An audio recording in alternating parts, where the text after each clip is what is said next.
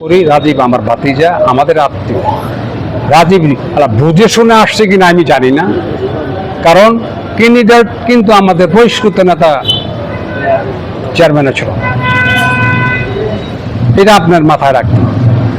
আমি যে আপনি যে বললেন ফেসবুকে যে আমি দোষর, আওয়ামী লীগের দোষরের পক্ষে কাজ করছি, আমার পাশে বসা জাহাঙ্গীর সভাপতি এমন কোনো জায়গাতে এমন কোনো কাগজ দেখাইতে পারবেন যে আওয়ামী লীগ করছে জাহাঙ্গীরে? আপনি পারবেন। কারণ আমি বলতে চাই, যতটুকু করছেন এনাফ। সামনের দিকে সমস্ত বিতর্কের সৃষ্টি আপনারা করেন। যদি বিতর্ক সৃষ্টি করতে চান, ময়লা ঘাটলে কিন্তু ভালো ময়লার গ্যারান্টি। আমার প্রার্থীর অনেক লোকেরাই আমাদের অনেক অনেক ভোটারদেরকে ধরে বলতেছে কেন চেয়ারম্যানকে ভোট দিবেন, তারা ঠেট করতেছে। এটা অত্যন্ত দুঃখজনক। কিন্তু আমার আমার যারা সমর্থক তারা কিন্তু তাদের লোকেদের এ ধরনের হুমকি দিচ্ছে না।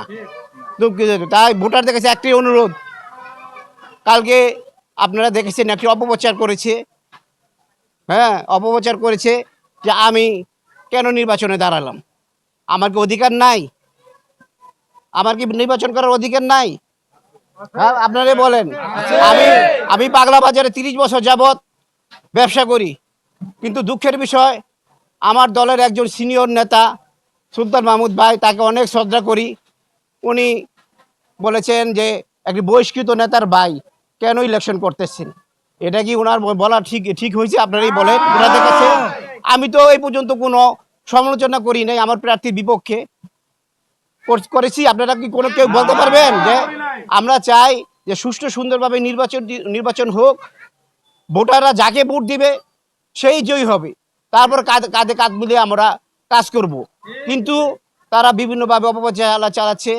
আপনারা এসব দিয়ে কান দিবেন না।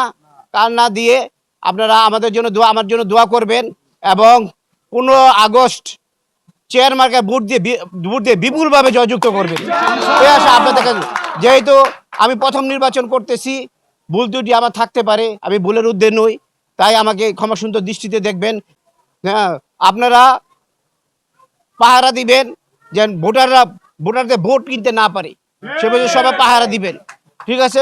প্রত্যেকটি এলাকায় পাহারা দিবেন।